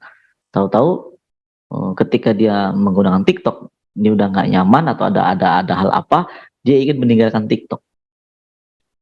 Nah, dia mau login lagi nggak bisa karena emailnya nggak tahu atau lupa. Nah ini identitas digital kita, kunci utama kita, pintu utama kita di platform digital itu ada 2. Yang pertama email, ya. Yang kedua nomor kontak handphonenya. Makanya kode one time password itu pasti dikirim ke handphone atau ke email. Teman-teman harus mengintegrasikan ini supaya emailnya aman, kontaknya juga aman. Ya kalau misalnya ada sesuatu, ada notifikasi, ada pemberitahuan. Ini masih banyak yang terjadi di kita. Emailnya nggak tahu siapa, nomor handphonenya nggak tahu punya siapa. Jadi akhirnya ya sudah kita benar-benar jadi korban. Tuh ya. Oke, itu saja materi dari saya tentang keamanan digital bagi adik-adik, bagi kita semua. Kejahatan digital mengintai kita semua. Kita semua adalah calon, berpotensi sebagai calon korban kalau tidak mau mengupgrade diri, mengakses pengetahuan baru tentang keamanan digital dan mempraktekkannya. Oke, terima kasih. Itu saja cukup dari saya. Nanti kita lanjut diskusi dan tanya jawab. Terima kasih. Saya kembalikan ke moderator. Terima kasih Pak Arifin atas paparannya tadi dari pilar keamanan digital. Tadi ngomongnya soal keamanan Pak, kan kalau jejak digital itu kan susah ya terhapusnya. Baru-baru ini ada kasus seorang selebgram yang jejak digitalnya tuh terkuak di Ya, publikasi digital ya, video. Videonya betul. disebarluaskan, akhirnya dia dapat perlakuan cyberbullying dari para netizen. Tanggapan Bapak seperti Betul. apa? Mengingat Oke, video itu kan mungkin video lama sekali ya. ya, tanggapan saya begini, Mbak. Prinsipnya adalah ketika apapun ya sudah menjadi media digital, foto, Mm-mm. video, data PDF itu sudah menjadi digital, itu tidak akan pernah bisa hilang, Mbak, aslinya. Jadi Mbak merasa, kita semua merasa, saya habis ngerekam sesuatu. Nah, Mm-mm. memang nggak saya kirim kemana-mana. Lalu saya taruh di handphone saya hapus. Ya. Saya cek tong sampah, saya hapus. Itu masih bisa diambil. Nah, jadi dari situ aja udah salah. Jadi segala sesuatu yang kita lakukan di digital itu memang ya harusnya yang normal-normal saja gitu. Yang normal-normal saja, yang lurus-lurus saja gitu ya. Jadi kesalahan di situ. Jadi harusnya nggak ada sesuatu yang tadi misalnya hal-hal yang melanggar norma atau apapun itu ke dalam bentuk media digital. Kenapa? Kalau sudah ke dalam bentuk digital itu bisa tidak mungkin hilang. Nah, baru masalah kedua adalah tadi ada konflik, kemudian itu disimpan, kemudian disebar, ya sudah itu konflik-konflik turunannya, Pak. Gitu, Jadi Pak. utamanya lakukan hal yang normal-normal saja Ya, ketika menggunakan gadget atau dalam betul. dunia digital ya. Karena kalau Betul. udah bikin record selfie, foto, record Ya, video itu udah nggak aman gitu ya. iya, prinsipnya itu padahal. Oke, baik. Terima kasih Pak Arifin. Ini bisa kita implementasikan ya, teman-teman ya. Jangan sampai dilakukan hal yang normal-normal aja kalau ada gawai atau gadgetnya. Gitu. Terima kasih Pak Arifin. Nanti kita ketemu lagi di sesi Q&A. Nah, teman-teman sebelum lanjut ke narasumber yang terakhir, saya mau remind dulu untuk netizen Asyik Indonesia, jangan lupa untuk mengisi link daftar hadir. Linknya sudah ada di kolom komentar, nanti bisa dicek di sana ya teman-teman ya. Ini sebagai syarat untuk mendapatkan sertifikat elektronik yang akan kami kirimkan ke email masing-masing setelah acara ini selesai. Oke, kita lanjut ke narasumber yang terakhir. Beliau juga sudah hadir bersama kita hari ini. Langsung saja kita sambut Ibu Vera Rosmawati. Halo, selamat pagi Ibu Vera, apa kabar? Halo, selamat pagi Kak Zaza. Alhamdulillah baik. Alhamdulillah Ibu, hari ini kita mau bahas pilar yang terakhir nih, ngomongin soal budaya digital. Mungkin nanti Ibu akan menjelaskan ya bagaimana sih kita sebagai warga negara Indonesia dalam berinteraksi yang baik dengan tetap menerapkan nilai-nilai Pancasila di dunia digital supaya menghindari sebagai pelaku dan korban cyberbullying ya Bu ya. Iya, betul sekali Kak. Oke, kalau gitu langsung saja kami persilakan Ibu Vera Rosmawati untuk membagikan paparannya dari pilar budaya digital. Waktu dan tempat kami persilakan. Terima kasih Kak Zaza. Halo semuanya. Assalamualaikum warahmatullahi wabarakatuh. Selamat pagi menjelang siang. Izinkan saya untuk share screen. Baik, kali ini saya akan membawakan pilar terakhir untuk literasi digital, yaitu budaya bermedia digital. Tadi kan kita temanya itu cyberbullying ya adik-adik ya. Cyberbullying ini sebenarnya tidak akan terjadi kalau kita dalam penerapannya dalam menggunakan media sosial itu berdasar mengetahui bahwa yang bermain di media digital itu bukan kita hanya sendirian aja. Kita interaksinya bukan hanya benda atau gadget saja, tapi ternyata di dunia digital juga banyak manusia-manusia lain yang bisa mengetahui informasi tentang kita. Baik, untuk itu saya akan membawakan tema bermain media sosial dengan bermartabat. Perkenalkan, saya Vera Rusmawati, saya salah satu instruktur edukasi for ID dan anggota relawan TIK. Kalau adik-adik mau informasi lebih lanjut ya, silakan boleh bertanya melalui akun Instagram saya berikut ini. Kita langsung saja ya adik-adik ya, ini untuk budaya digital. Apa sih bedanya budaya digital dengan budaya pada umumnya? Sebenarnya sama saja ya adik-adik ya. Kenapa ada tulisan digitalnya? Kenapa harus ada penambahan digital? Karena zaman kita yang sekarang ini sudah zamannya digital, maka kebudayaan pun pastinya itu tereksplornya itu melalui digital. Nah, itulah yang akhirnya ada yang namanya budaya digital. Apa sih sebenarnya? Sama saja, itu hasil dari pola pikir, kreasi, dan cipta karya manusia berbasis teknologi internet nih. Nah, tentunya ini harus di penguasaan terhadap ilmu pengetahuan dan teknologi. Yang melatar belakangi dari budaya bermedia digital itu sebenarnya adanya tantangan di budaya digital. Apa saja? Yang pertama itu mengaburnya wawasan kebangsaan. Yang kedua menipisnya kesopanan dan kesantunan. Makanya kita sekarang ini dicap sebagai ya netizen tidak sopan nih. Di Indonesia ini dicap sebagai netizen tidak sopan. Kenapa? Karena di dunia digital itu sangat tipis sekali norma-norma kesopanan yang ada. Yang ketiga, menghilangnya budaya Indonesia. Jadi dianggap itu media digital menjadi panggung budaya asing. Makanya banyak sekali teman-teman itu mengidolakan dari budaya-budaya asing. Yang keempat, minimnya pemahaman akan hak-hak digital. Ini banyak sekali kita merasakan kalau karena kita merasa berinteraksi dengan gadget, jadi kita merasa itu hak kita aja gitu. Padahal orang lain juga punya hak untuk digital. Selanjutnya kebebasan berekspresi yang kebablasan ya. Selanjutnya berkurangnya toleransi dan penghargaan pada perbedaan. Menghilangnya batas-batas privacy karena semuanya share lagi kayak tadi ya. Tadi udah diinformasikan sama narasumber sebelumnya. Apa-apa di-share, apa-apa dijadiin status kayak gitu. Dan yang terakhir pelanggaran terhadap hak cipta dan karya intelektual. Nah ini juga nih kadang kita tanpa sadar nih copy paste aja nih dari internet misalnya ya, kita punya tugas kita copy paste tanpa mencantumkan sumbernya dari mana. Nah selanjutnya ini juga nih yang menjadi tantangan karena 79,5% dari populasi yang ada di Indonesia itu menggunakan media sosial. Nah, ini artinya lebih dari 50% ya penduduk Indonesia itu menggunakan media sosial. Bayangkan kita aja coba dicek di gadgetnya masing-masing, pasti lebih dari satu media sosial yang kita gunakan. Nah, ini juga yang ternyata menjadi tantangan karena kita bisa berinteraksi di media sosial manapun.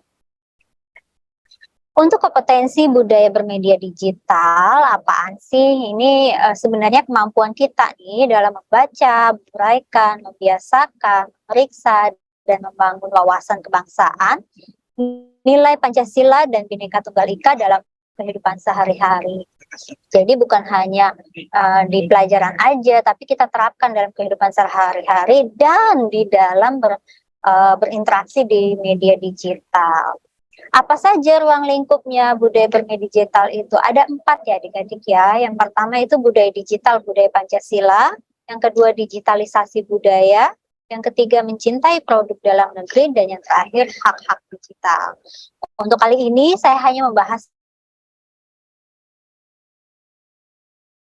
itu tentang budaya digital dan budaya Pancasila. Kenapa sih?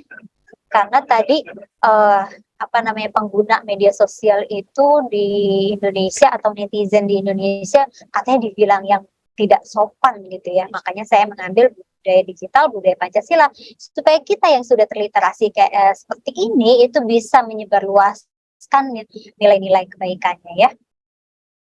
Indonesia ini dikenal sebagai negara kepulauan ya adik-adik, yaitu dengan ribuan suku bangsa yang tersebar dari Sabang sampai Merauke. Nah, setiap suku bangsa ini punya kebudayaan dan praktiknya masing-masing. Ini merupakan hasil dari sejarah panjang yang membentuk negeri ini. Uh, Kemudian menurut KBBI, kebudayaan itu artinya adalah hasil kegiatan dan penciptaan batin atau akal budi manusia seperti kepercayaan, kesenian, dan adat istiadat. Makanya inilah yang membuat kita harus tetap menanamkan nilai-nilai Pancasila. Nah, ini saya ada data nih dari indonesiabalik.id. Ini yang tercatat ya adik-adik ya. Di Indonesia sendiri ini ada sekitar 1.340 suku, wih banyak ya. Kemudian ada 2.500 bahasa daerah dan ada 6 agama. Ini yang tercatat nih adik-adik. Bagaimana dengan yang tidak tercatat? Nah, tentunya kita akan mengalami kendala nih kalau kita tidak menerapkan Pancasila. Makanya Pancasila dan Bhinneka Tunggal Ika itu jalan tengah untuk masyarakat yang majemuk. Jadi mampu mengatasi sikap primordial atas dasar keagamaan maupun kesukuan. Gimana nih Kak? Kan kita udah ada tuh era reformasi, kan katanya banyak tuh banyak perubahan ya di era reformasi. Ya, betul sekali. Reformasi itu membawa banyak perubahan. Tapi ingat ya adik-adik ya, bukan hanya karena adanya era reformasi, tapi karena kita punya banyak sekali suku bangsa, warna kulit kita beda-beda, bahasa kita beda-beda. Jadi Pancasila dan Bhinneka Tunggal Ika itu mutlak menjadi rujukan dalam berbangsa yang global.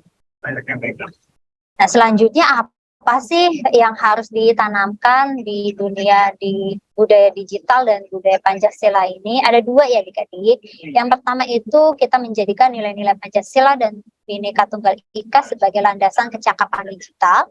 Yang kedua, mewujudkan nilai-nilai Pancasila dan Bhinneka Tunggal Ika sebagai panduan karakter dalam beraktivitas di ruang digital. Dari tadi ngomongin nilai-nilai Pancasila sama Bhinneka Tunggal Ika, apaan sih sebenarnya? Nah, adik-adik tentunya tahu ya sila-sila Pancasila. Oke, kita bahas satu persatu ya nilai-nilai Pancasila dan Bhinneka Tunggal Ika-nya. Berdasarkan dari silanya. Kalau yang pertama, ini sila yang pertama, nilai utamanya itu cinta kasih adik-adik. Nah, apa sih yang harus kita lakukan? Kita tuh harus saling menghormati perbedaan kepercayaan di ruang digital. Jangan kan di ruang digital, kita di kehidupan sehari-hari saja ini kita harus menghormati perbedaan kepercayaan, apalagi di ruang digital. Jadi sebenarnya kalau zaman sekarang masih ada aja yang nanya, agamanya apaan sih? Kok dia agamanya beda sih? Nah, itu tuh sebenarnya nggak kekinian banget tuh ya adik-adik ya. Oke, selanjutnya, kenapa sih kayak gitu? Karena agama itu kan hak pribadi ya, terserah kita masing-masing untuk memiliki kepercayaan yang seperti apa. Kita berbeda pun sebenarnya nggak masalah ya adik-adik.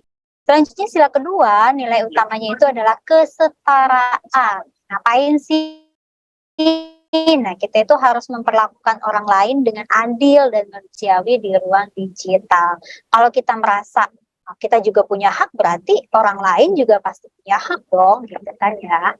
Nah, selanjutnya, sila ketiga nilai utamanya adalah harmoni, yaitu mengutamakan kepentingan Indonesia di atas kepentingan pribadi atau golongan di ruang digital. Kadang kita suka lupa nih kalau kita itu berinteraksi, kalau kita itu mengungkapkan sesuatu di ruang digital, kita lupa yang membaca tuh bukan cuma sekeliling kita aja, tapi orang-orang di luar sana pun, di luar belahan dunia sana pun pasti akan bisa melihat postingan kita suatu saat nanti.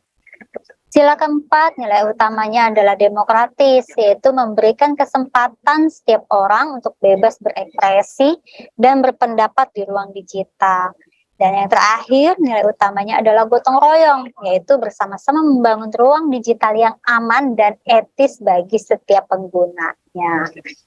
Nah, sebenarnya adik-adik itu dari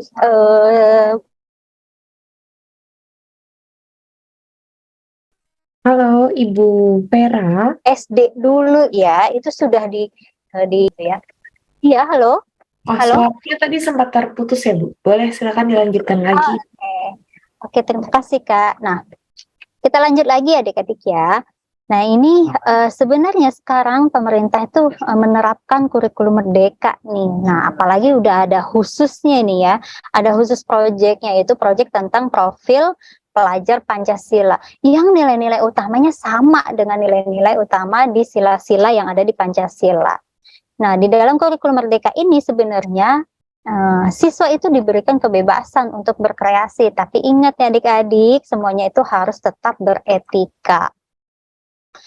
Ini saya ada data juga nih adik-adik, etika bermedia sosial dengan nilai-nilai Pancasila nih, ada 14 etika dalam bermedia sosial yang mengedepankan nilai-nilai Pancasila. Saya tidak akan bacakan secara menyeluruh ya, inti-intinya aja. Yang pertama itu meneguhkan peran media sosial dalam memberikan edukasi nih, edukasi tentang keberagaman. Kemudian menjadikan media sosial sarana penyebarluasan narasi untuk keberagaman dan kebangsaan. Yang ketiga, mengutamakan sikap sadar etika dan moral dalam berinteraksi, berkomunikasi. Selanjutnya, mengutamakan norma kesantunan dalam menggunakan media sosial. Selanjutnya, mengutamakan nilai-nilai kemanusiaan yang universal dalam menyebarluaskan informasi. Menjadikan pelopor dan agen dalam penyebaran budaya, sadar berliterasi di media sosial, membangun budaya kritis dan merespon informasi melalui media sosial, menjadikan media sosial sebagai arus utama untuk konten yang berorientasi pada nilai kemajuan kearifan lokal nih. Selanjutnya, mengutamakan media sosial untuk menghentikan ujaran kebencian ya. Kemudian mengutamakan nilai universal keagamaan. Selanjutnya, memperkuat kerjasama antar lembaga keagamaan dalam menolak ujaran kebencian. Selanjutnya, memperkuat peran tokoh agama perempuan dalam menolak ujaran kebencian dan mempromosikan moderasi beragama. Selanjutnya, menguatkan peran keluarga dan institusi pendidikan dalam menggunakan media sosial secara bertanggung jawab. Dan yang terakhir, mendorong dan mendesak negara menjadi katalisator dan regulator dalam penegakan norma etika komunikasi publik. Salah satunya yang kita lakukan sekarang ini adik-adik. Nah, ini ada contoh nih adik-adik. Kadang Bapak Ibu guru itu memberikan tugas.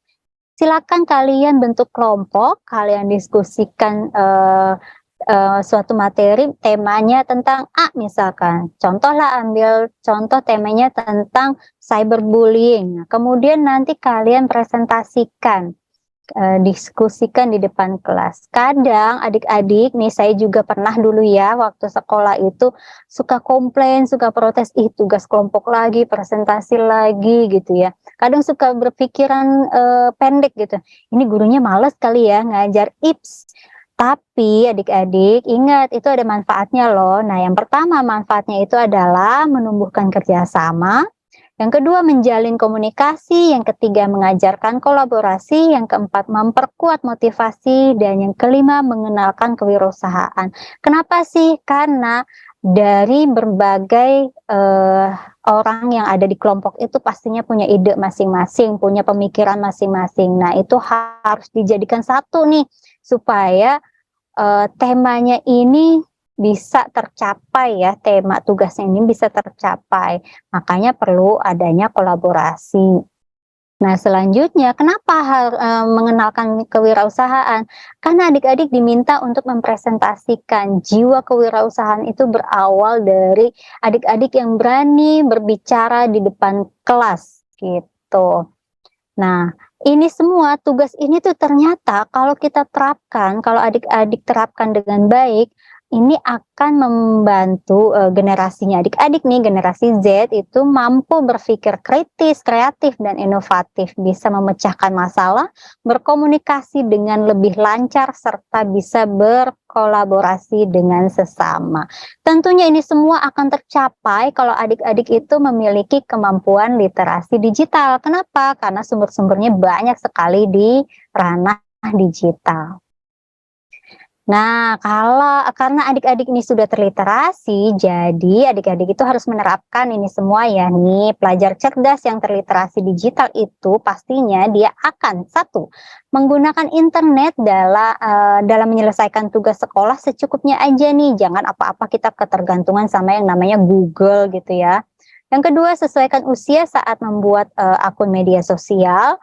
Nih, bagi adik-adik yang usianya masih belum cukup, ditunggu dulu aja deh gitu ya.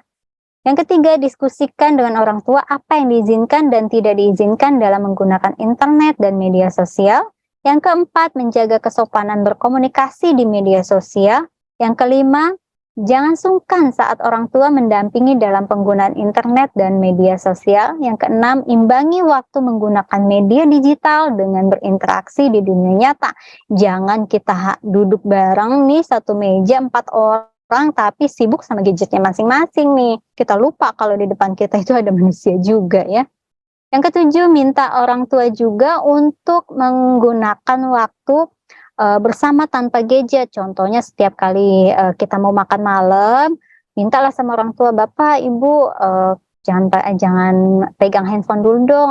Aku mau cerita nih, tadi aku habis belajar ini loh, aku habis kenalan sama ini loh, aku habis main game ini loh. Nah, itu kan lebih asik ya adik-adik.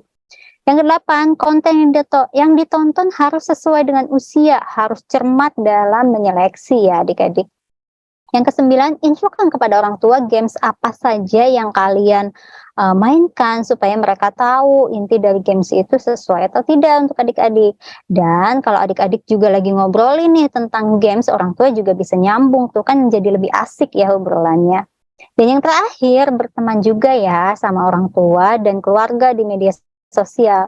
Kenapa? Karena adik-adik juga masih jadi tanggungan dari orang tua.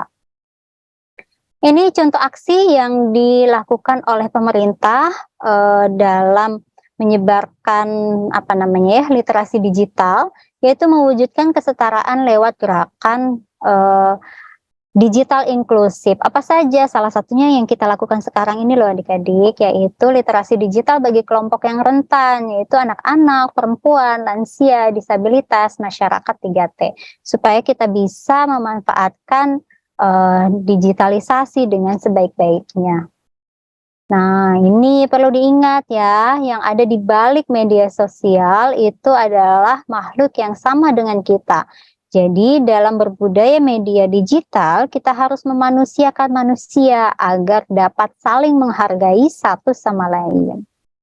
Kesimpulannya, dunia digital adalah dunia kita sekarang ini. Mari kita mengisinya dan menjadikannya sebagai ruang yang berbudaya, tempat kita belajar dan berinteraksi, tempat anak-anak kita bertumbuh kembang, sekaligus tempat di mana kita sebagai bangsa hadir dengan bermartabat. Terakhir nih untuk adik-adik dari saya, pelajar yang cerdas itu adalah yang dapat memanfaatkan perkembangan teknologi untuk mengembangkan kemampuan intelektualnya. Nah, itu tadi kan cuma sekilas ya adik-adik ya. Kalau adik-adik ingin tahu lagi lebih dalam tentang budaya bermedia digital, silakan diunduh modulnya di literasidigital.id dan silakan di follow akun Instagram @siberkreasi. Baik, itu saja yang dapat saya sampaikan. Saya kembalikan ke Kak Zaza. Terima kasih. Assalamualaikum warahmatullahi wabarakatuh. Waalaikumsalam warahmatullahi wabarakatuh. Terima kasih Bu Vera atas paparannya tadi dari pilar budaya digital. Ngomongin soal budaya digital nih Bu, kan katanya kita punya hak untuk berekspresi dan menyampaikan pendapat ya dalam ruang digital. Nah, kalau tanggapan Ibu tentang orang-orang yang mengkritik pemerintah lewat media sosialnya nih, yang baru-baru ini terjadi seperti apa Bu? Apakah mereka terlalu over dalam mengekspresikan pendapatnya? Karena sebagian banyak lah mereka dapat pro dan kontra ya Bu ya.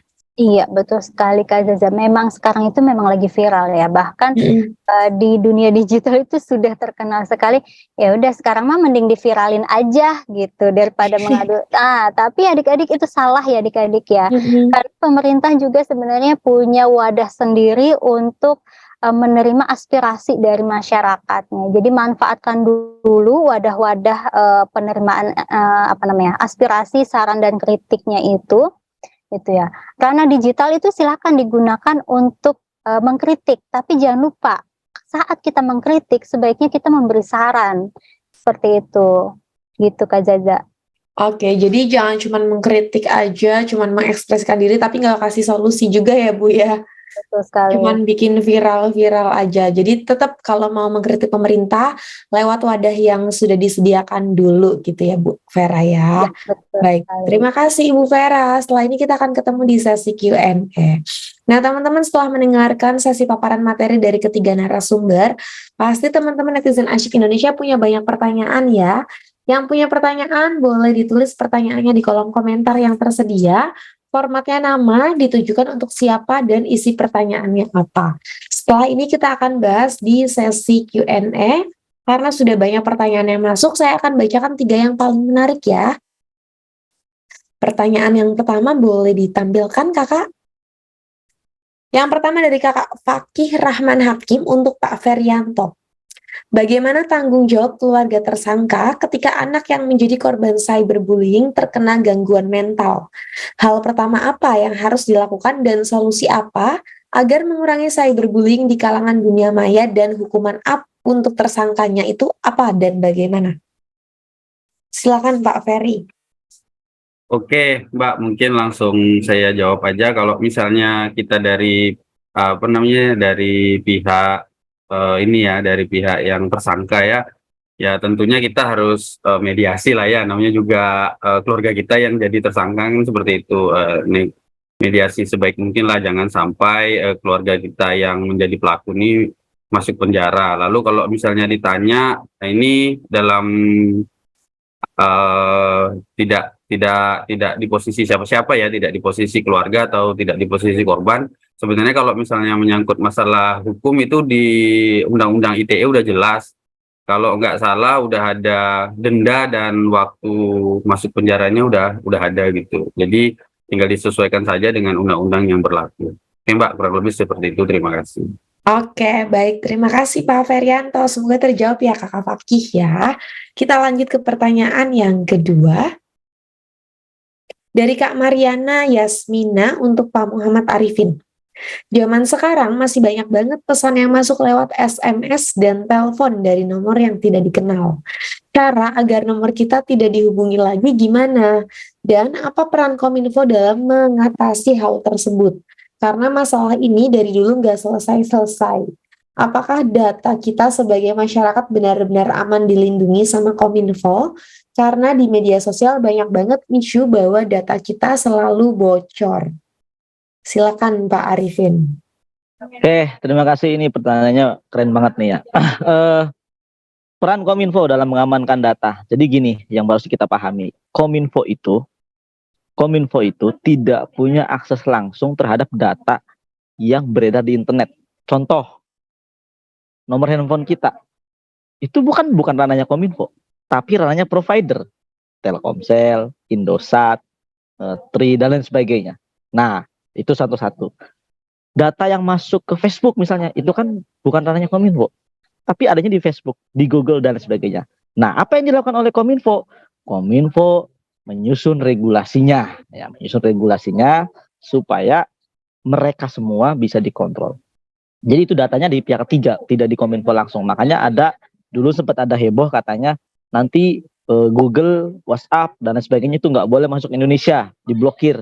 Itu ada aturan yang dibuat oleh Kominfo tentang privat sektor. Jadi perusahaan-perusahaan yang mengumpulkan data masyarakat Indonesia itu harus izin atau misalnya dalam koordinator atau dalam kontrol Kominfo.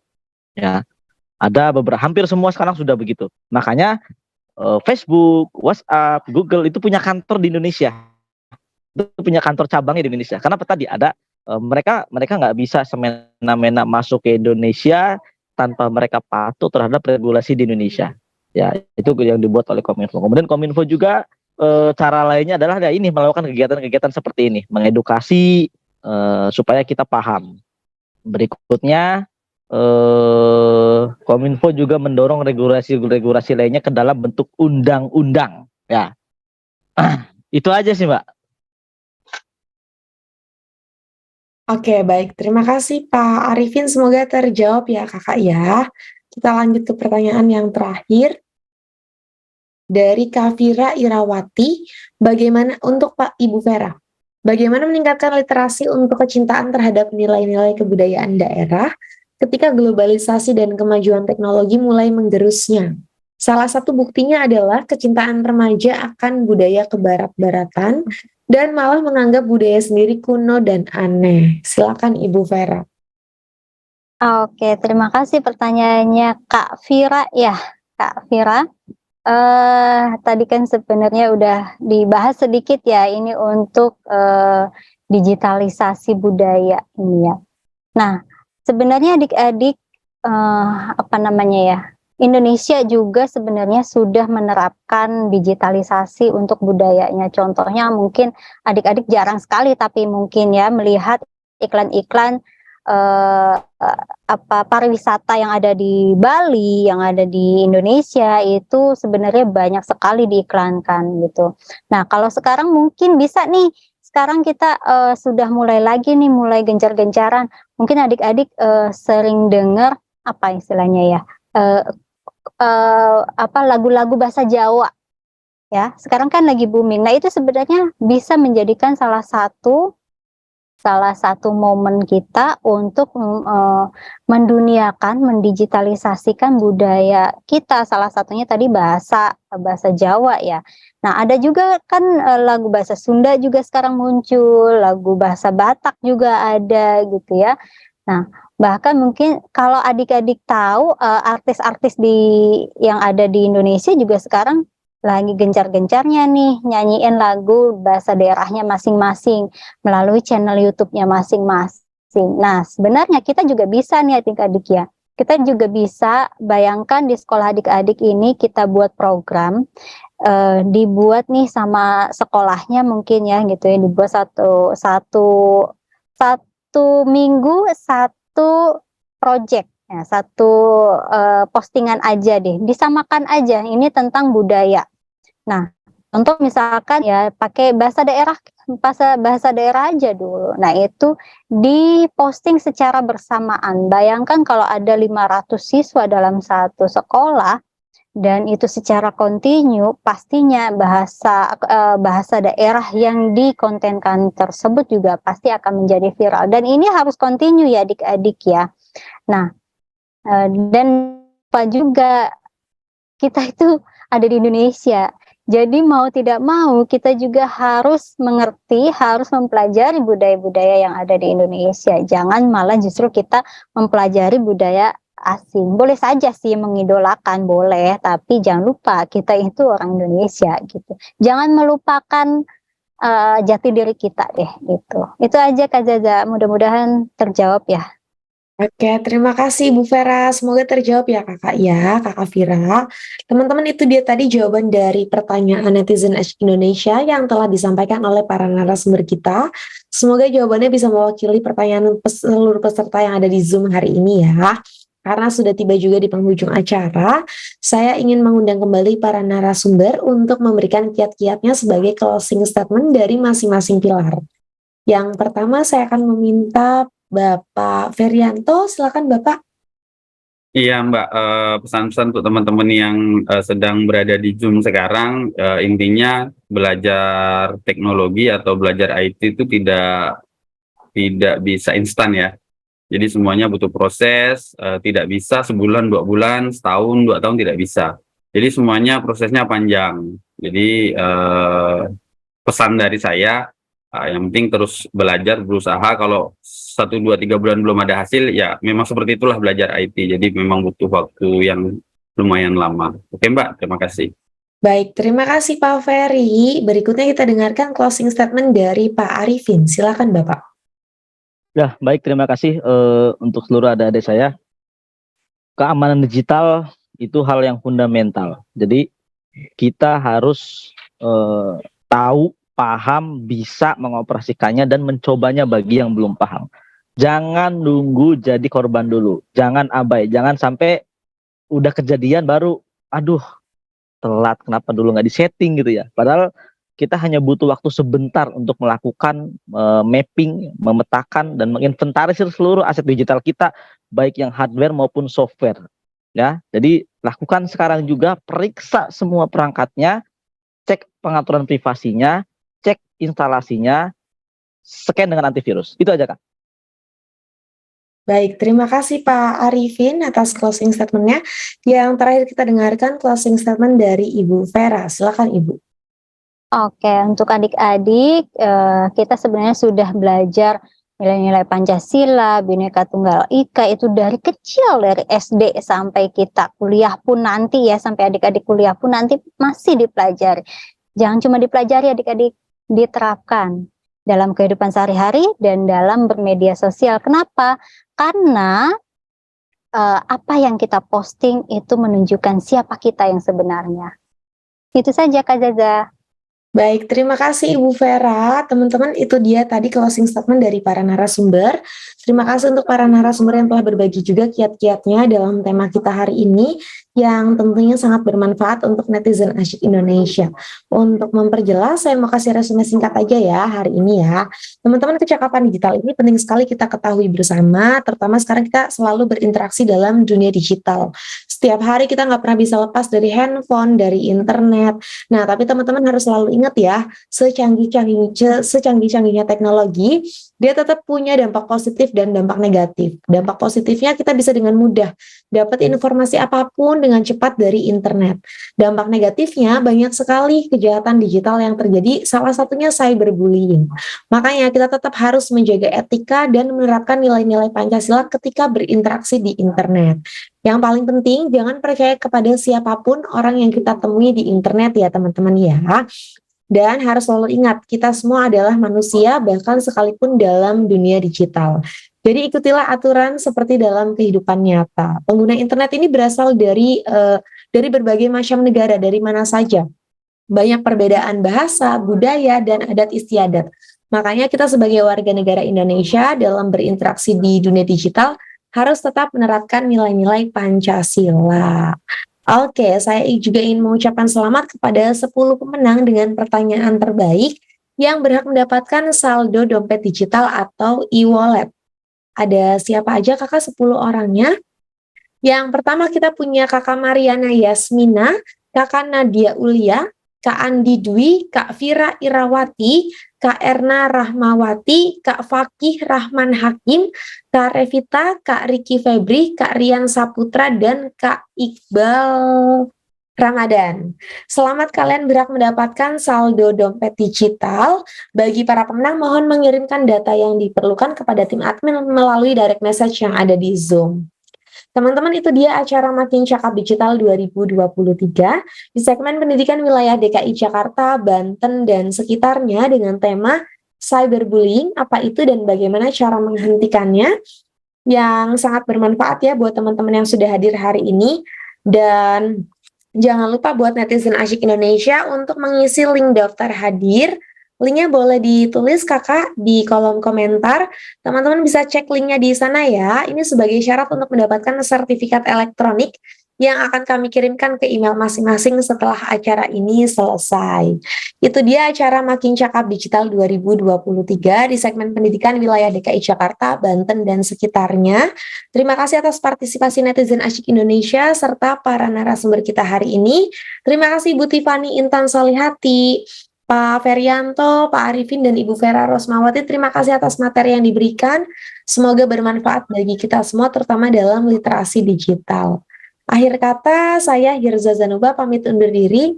Selamat siang dan sampai jumpa di acara Makin Cakap Digital 2023 berikutnya. Terima kasih semuanya.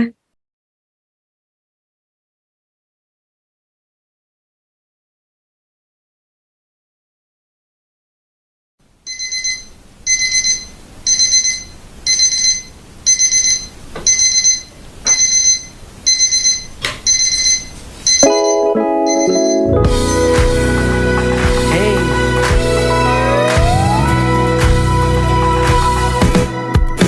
Hari ini, mulai hari ini, jangan lepas kesempatan di depan mata. Bebas mencari yang jadi inspirasi, bebas mencipta apa yang disuka. Telusuri, terus telusuri, bacakan tanda tanya dalam sanubari. Oh, temukan kuncimu tanpa ragu lagi. Masa depanmu penuh warna-warni.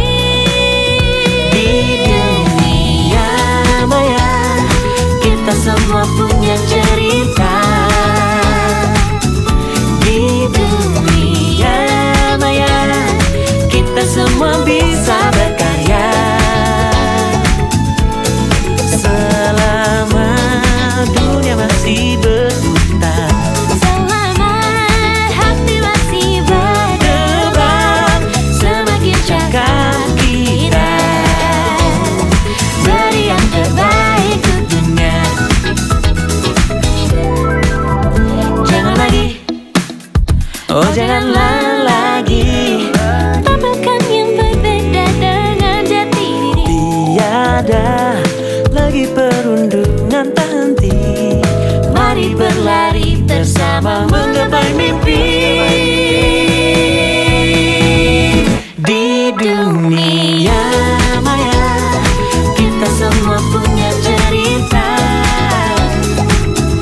Di dunia maya kita semua bisa berkarya. Oh, selama dunia masih berputar, Selama hati masih berdebar, semakin cakap kita. beri yang terbaik tentunya. Oh, oh, oh, oh, oh. Meski kadang tak pasti, Oh, oh, ada yang baiknya dihindari. namun ku percaya kita pasti bisa menilai lebih bijaksana. Di dunia maya Kita semua punya cerita. kita semua bisa berkarya, Punya cerita. bisa berkarya. Di dunia Di dunia maya kita semua punya cerita.